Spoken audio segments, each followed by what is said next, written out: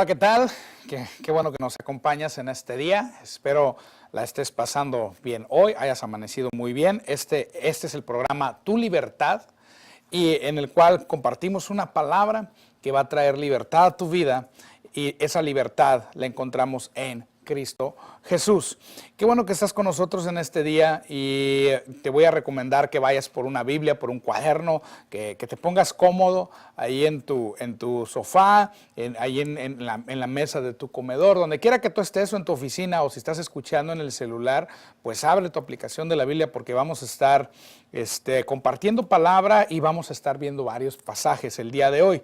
Hemos estado hablando acerca de un tema que le hemos llamado Pateando Vacas Sagradas.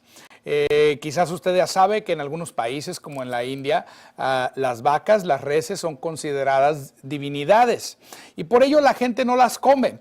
Puede estar la población padeciendo una gran hambruna y no tocan esas vacas y no las utilizan para beneficiar con alimento a la gente. O bien, la otra vez estaba leyendo que una vaca entró a una casa y destruyó el jardín de un hombre, y el hombre no se atrevió ni a echarla porque creía que iba a ofender a algún familiar que había fallecido, si quizás esa vaca era ese familiar o a alguno de sus dioses.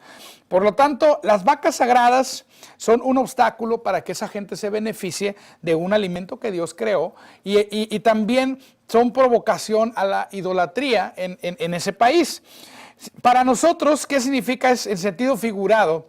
Cuando hablamos de una vaca sagrada, estamos hablando de un tema o de un dogma, una enseñanza que parece ser bíblica, pero que está basada en la tradición, y son tradiciones que anulan la realidad, anulan la verdad de la palabra de Dios. Ya hemos analizado varias de estas tradiciones. Hoy el tema particular del día de hoy de este programa es doctrinas de demonios. Y quiero que vayas ahí en la Biblia conmigo a Primera de Timoteo, en el capítulo 4, en el versículo 1, dice: pero el Espíritu dice claramente que en los postreros tiempos algunos apostatarán de la fe, escuchando a espíritus engañadores y a doctrinas de demonios. Esa palabra apostatar significa apartarse. Fíjate que no dice apartarse del cristianismo, no dice apartarse de la fe. ¿Cuán importante es la fe? Habíamos leído en programas anteriores en Hebreos capítulo 11, verso 6, dice que sin fe es imposible agradar a Dios, porque dice: todo el que se acerca a Dios debe creer que le hay, que Él es galardonador de los que le buscan. Entonces, por la fe entendemos que Dios es galardonador. Él es bueno. Un galardón es un regalo que se le da a una persona por ser especial. Por ejemplo, cuando un rey visita algún país, se le galardona con algún obsequio, y se le da ese obsequio no porque por los méritos que él tenga, sino simplemente porque es el rey de un país.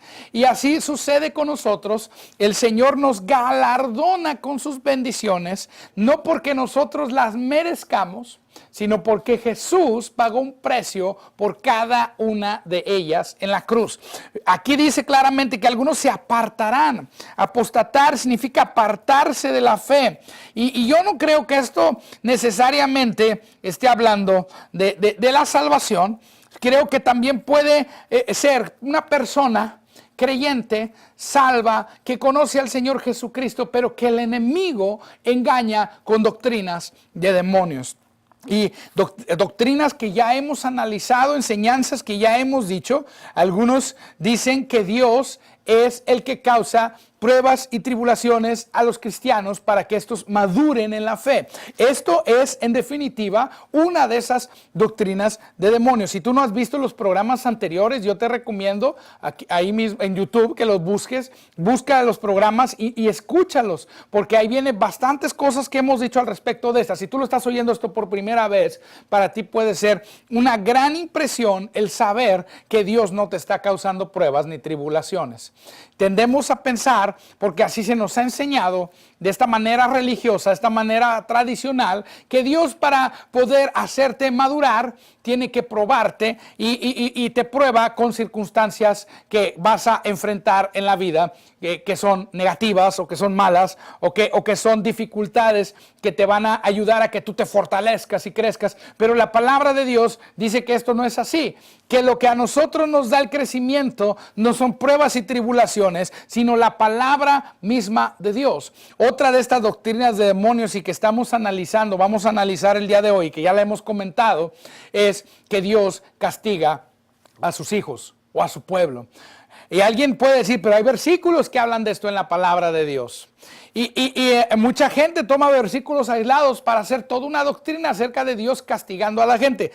Nuestras mamás, cuando éramos pequeños, tu mamá probablemente te dijo, o tu abuelita, o quien te haya criado, si te portas mal, Dios te va a castigar. Y hay una verdad en esto, basada en el antiguo pacto, porque la paga del pecado es muerte, y basado en eso decimos, bueno, Dios castiga el pecado, y la forma en que castigó el pecado es con la muerte, pero ahora estamos bajo un nuevo pacto, y en el nuevo pacto Dios descargó su ira y su castigo sobre Jesús. Entonces ahora para nosotros, y como de manera correcta, muchos traductores de la Biblia han puesto en versiones como la Reina Valera, ya no es un castigo el que Dios trae, sino una disciplina. Y algunos, lamentablemente, el enemigo los ha engañado y les hace pensar que Dios utiliza enfermedades, que Dios utiliza dolencias, calamidades, huracanes, que Dios usa tornados para disciplinar a sus hijos,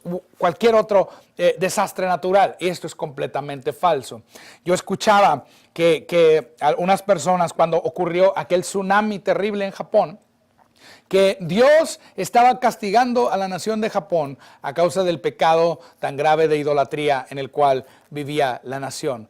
Pero la palabra de Dios no dice esto. La palabra de Dios dice que Dios, en 2 de Corintios 5:18, dice que Dios no está tomando en cuenta el pecado de la gente, sino que está llamando a todos a la reconciliación.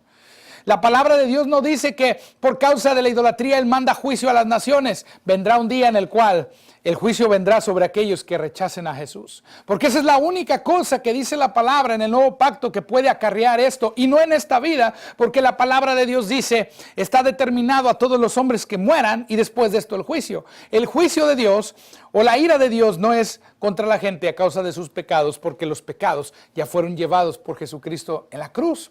Él no va a venir con juicio y con castigo sobre un país. Otras veces escuché, hace días también, hace unos meses, cuando ocurrió el temblor en la Ciudad de México, es que Dios está juzgando a la Ciudad de México, porque en la Ciudad de México aprobaron la ley del aborto, aprobaron los matrimonios del mismo sexo, y Dios está juzgando a esa ciudad.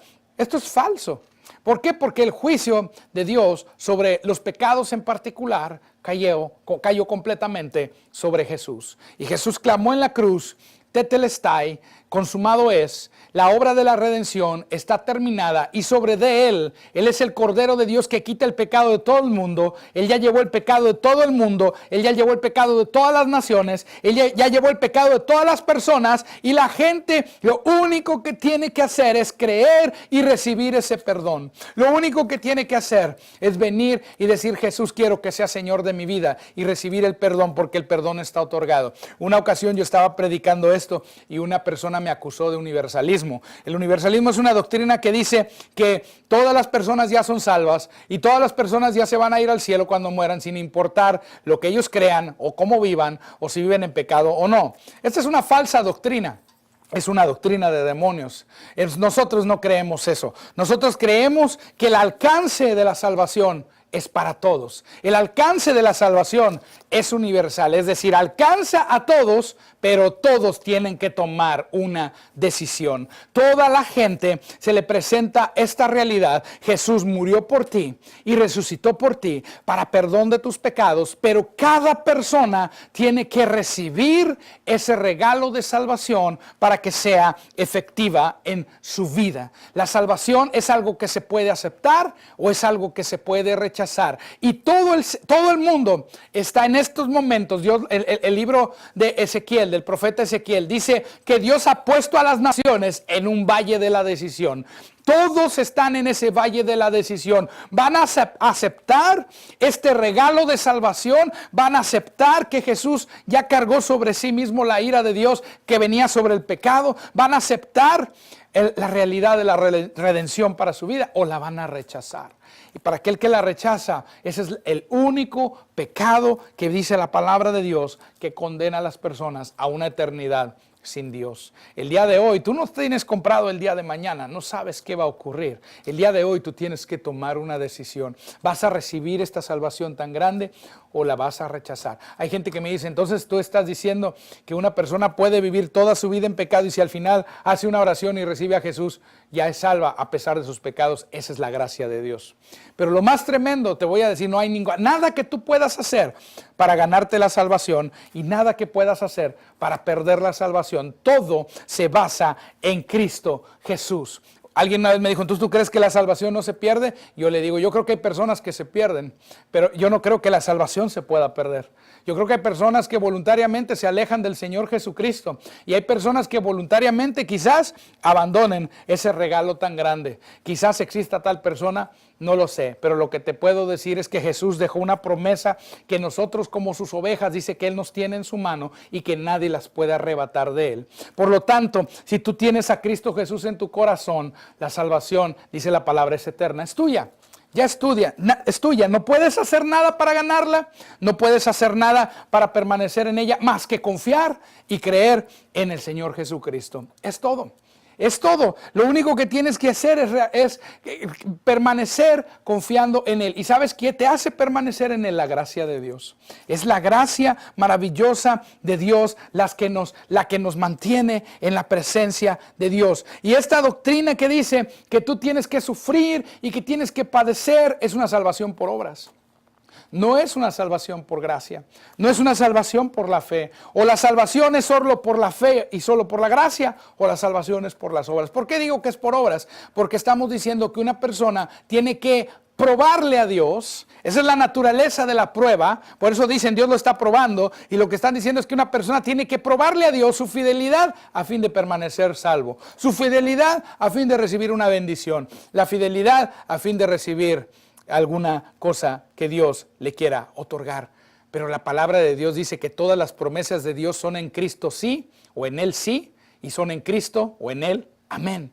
Son todas las promesas, a todas Dios nos dice sí en Cristo Jesús. A todas Dios nos dice amén. No basado en tu fidelidad, que tú debes ser fiel, porque la fidelidad es un fruto del Espíritu Santo. Yo no estoy diciendo que no, pero no está basado en tu fidelidad, no está basado en un requisito, no está basado en tu esfuerzo, no está basado en lo que tú puedes hacer, está basado enteramente en la obra consumada de Cristo Jesús.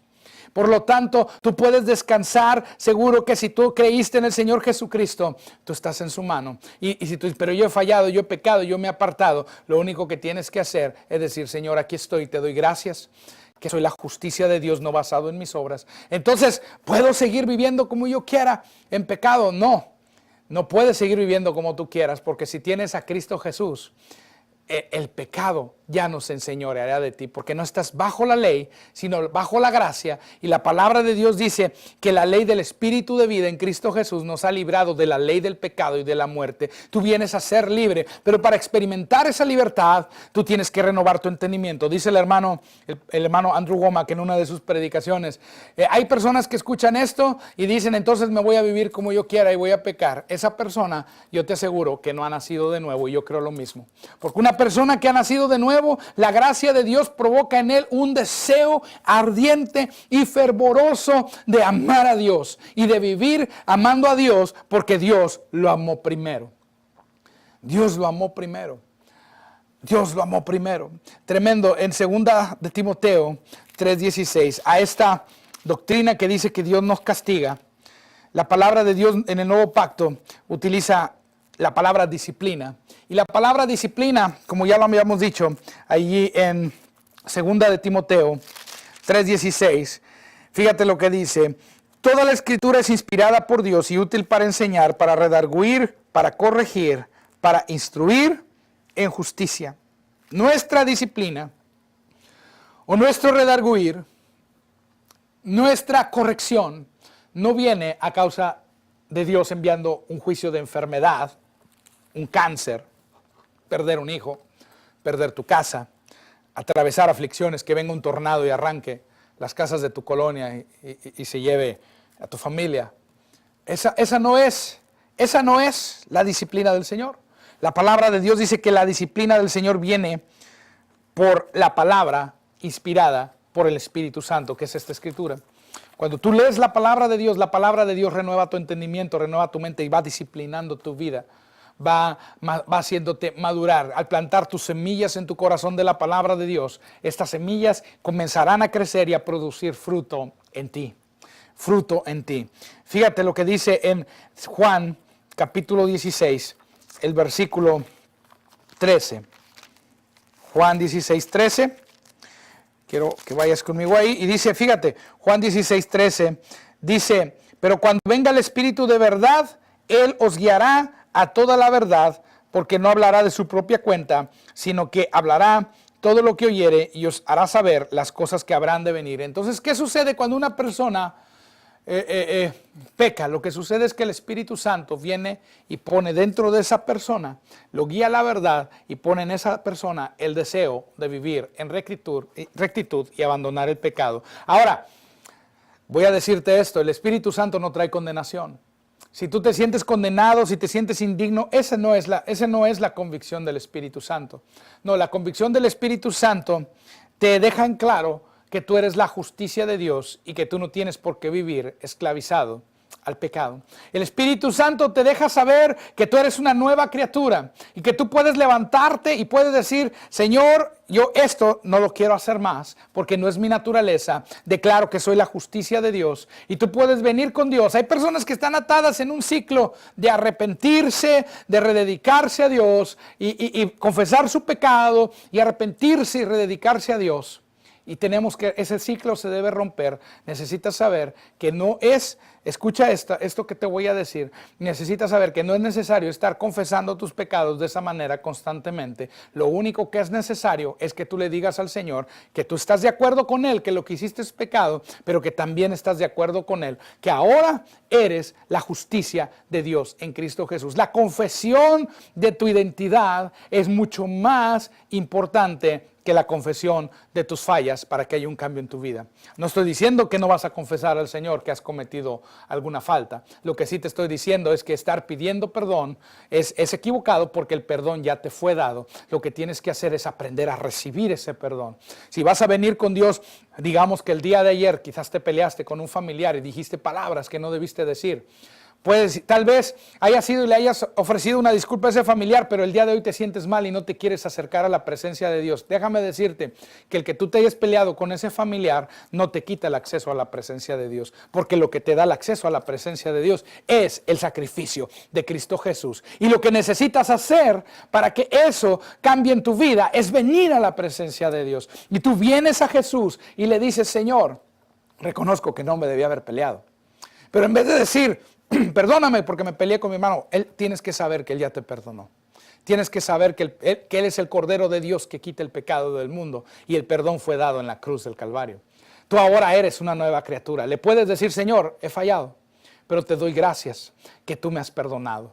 Te doy gracias que la sangre de Jesús me limpia de todo pecado y que yo, Señor, yo no soy esa persona que se peleó ayer porque esa era mi carne y yo en este día declaro que ya no vivo yo, sino ahora vive Cristo en mí. La vida que vivo en la carne, la vivo en la fe del Hijo de Dios y empiezas a declarar, soy la justicia de Dios. Entonces cuando tú enfrentes situaciones, la justicia de Dios que está en ti va a empezar a surgir y va a comenzar a darte la victoria de antemano ante toda circunstancia. Si tú quieres ser libre de algún vicio, la clave no está en constantemente confesar tu falta. Dios sabe tu falta, que es correcto reconocer la falta, pero la clave está en confesar tu identidad. ¿Cuál es tu nueva identidad? ¿Quién eres tú en Cristo Jesús?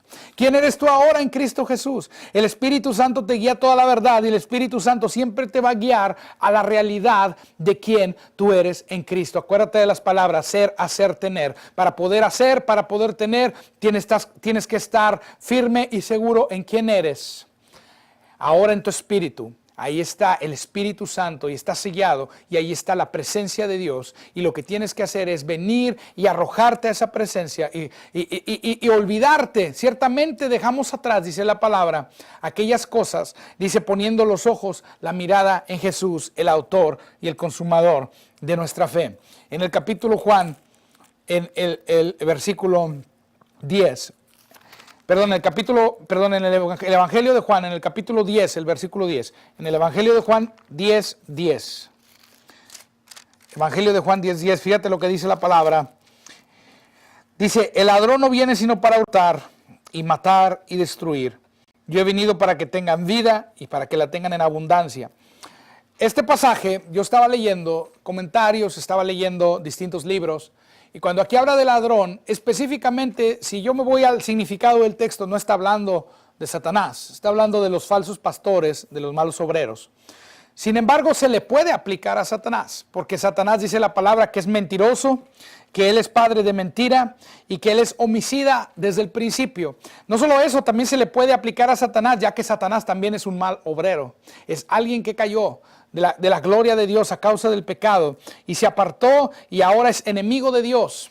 Él es enemigo de Dios y él viene constantemente a atacar nuestras vidas porque él aborrece a Dios. Por lo tanto, cuando hablamos de ladrón, se le puede aplicar no solamente al diablo, sino a cualquier cosa que venga a matar, a robar y destruir. Entonces, el diablo no es tan importante, no está hablando ahí exactamente de Satanás, está hablando de cualquier cosa que sea matar, robar y destruir. Satanás es campeón en eso, pero no es el único que hace esas cosas.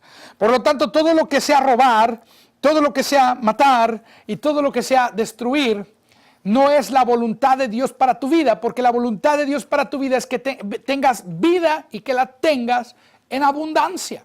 Si algo está matando en tu vida, si algo está robando en tu vida, si algo está destruyendo en tu vida, esa no es la voluntad de Dios. Si tú eres una persona que está en cama, enferma, en un hospital, su vida está siendo destruida. Su vida está siendo destruida. Ese no es Dios el que le está causando. Es porque está ocurriendo. La gente dice, Dios es soberano. Si estoy aquí es porque esto que está pasando, Dios lo quiere. Eso es mentira. Eso es una doctrina de demonios. Es verdad que Dios es soberano. Es decir, Dios puede hacer cualquier cosa, como sea, donde sea, y lo que Él quiera lo puede hacer. En cualquier momento, pero Él nunca va a hacer algo contrario a su palabra. Él no puede mentir, Él no puede fallar, Él nunca va a hacer nada. La palabra de Dios es soberana porque la palabra de Dios es Dios hablando a nosotros. La palabra de Dios es Jesús, dice la palabra, en el principio era el verbo era con Dios y el verbo era Dios, la palabra es Dios. Por lo tanto, si la palabra de Dios dice, por las llagas de Jesucristo fuisteis curados, esa es la voluntad de Dios para ti, que tú vivas esa sanidad en tu vida todo el tiempo. Tú dices, hermano, pero ¿quién puede vivir sanidad todo el tiempo? Solamente por la fe y solamente por la gracia. No porque tú te puedas esforzar, solamente creyendo que Él llevó nuestras enfermedades y que tú te pares firme en esa promesa. Alguien me preguntaba hace días, ¿eso quiere decir que nunca me voy a enfermar? No, eso quiere decir que si te enfermas, hay una provisión de sanidad para ti. Porque es sanidad divina, no inmunidad divina. Hay personas que confunden y tú estás diciendo que la gente no se va a enfermar. No, yo estoy diciendo que si la gente enferma hay una provisión de sanidad. Y pueden también por la fe caminar en una salud divina si constantemente ponen por obra los principios de la palabra. Y hay ejemplos en la palabra de Dios de personas que vivieron longevas y sin enfermedad. Un ejemplo de estos fue Moisés, aún en el antiguo pacto. Personas que vivieron. Oye, hermano, pero la palabra de Dios dice que Pablo se enfermó. La palabra de Dios dice que por una enfermedad, ahí en la epístola de Gálatas viene un pasaje donde dice que por una enfermedad predicó en un lugar. Es verdad. Hay enfermedades que pueden venir a tu vida y en el caso de Pablo una enfermedad causó que se detuviera en un lugar a compartir. Pero la palabra no dice que se mantuvo enfermo. Esa es una vaca sagrada. La palabra no dice que murió enfermo. Esa es una vaca sagrada que la acabo de ver plasmada en una película de Pablo. Lo ponen a Pablo enfermo y ciego. La palabra de Dios no dice en ningún lugar que Pablo murió ciego. Es una vaca sagrada, es una doctrina, es un dogma que sale de los comentarios de la Biblia de Scofield. Los comentarios, ahora, la Biblia de Scofield tiene muy buenos comentarios respecto a algunas cosas, pero tiene otros que no son tan buenos, y ese es un comentario que hace Scofield sobre un pasaje donde dice que Pablo escribe con letras muy grandes. Y ese pasaje donde Pablo escribe con letras muy grandes quiere decir que él estaba utilizando un escriba, pero una parte del pasaje la resaltó para que todos supieran que era Pablo el que estaba escribiendo.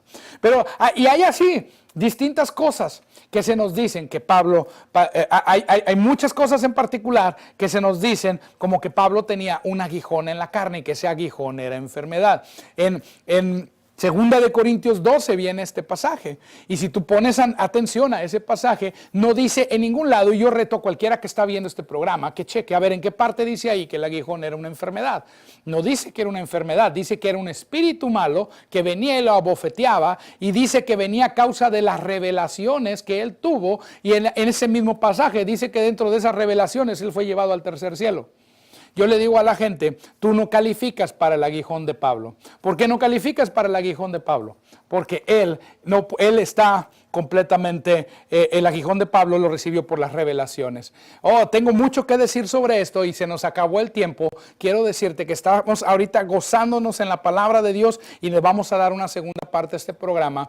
No te lo pierdas. El próximo programa vamos a continuar hablando de esto de doctrinas de demonios. No te pierdas este programa de tu libertad, en donde tú encuentras libertad en la palabra de Dios. Bendiciones.